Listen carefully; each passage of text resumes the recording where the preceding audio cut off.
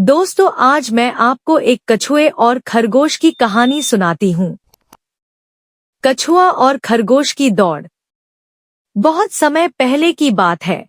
एक घने जंगल में एक खरगोश और एक कछुआ रहते थे। खरगोश अपनी तेज दौड़ के लिए जाना जाता था। वह हमेशा सभी जानवरों को अपनी तेजी से चिढ़ाता और कहता, मैं सबसे तेज हूँ, कोई भी मुझे नहीं हरा सकता। खरगोश की यह बातें जंगल के बाकी जानवरों को काफी चिढ़ाती थीं। लेकिन कछुआ, जो अपनी धीमी गति के लिए प्रसिद्ध था, हमेशा चुप रहता।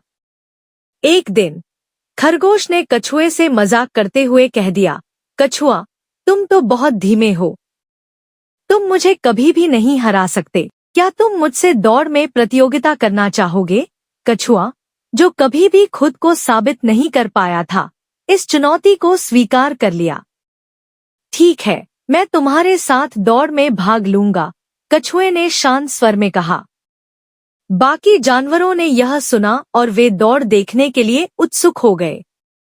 दौड़ के लिए तय किया गया रास्ता जंगल के एक छोर से दूसरे छोर तक था।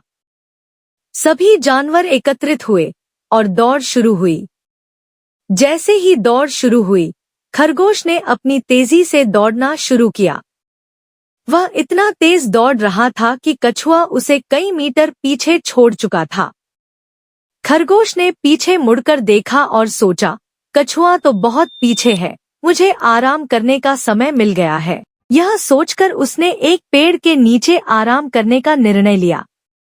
जब तक मैं सोकर उठता हूँ, तब तक कछुआ मुझसे आगे नहीं बढ़ सकता, खरगोश ने सोचा और झपकी ले ली।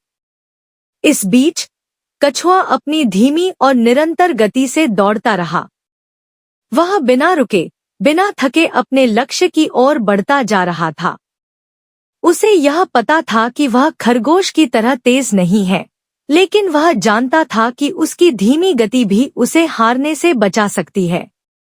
कछुआ बिना किसी आत्मसंतोष के लगातार अपनी दौड़ जारी रखे हुए था।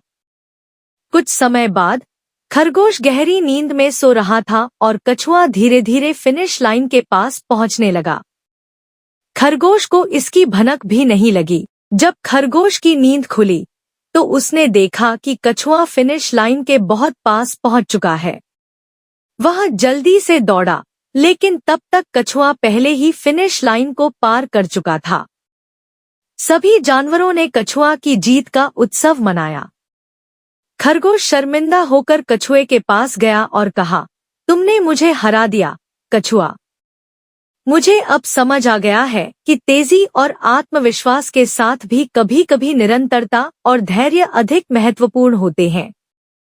कछुआ मुस्कुराया और कहा, धन्यवाद, खरगोश।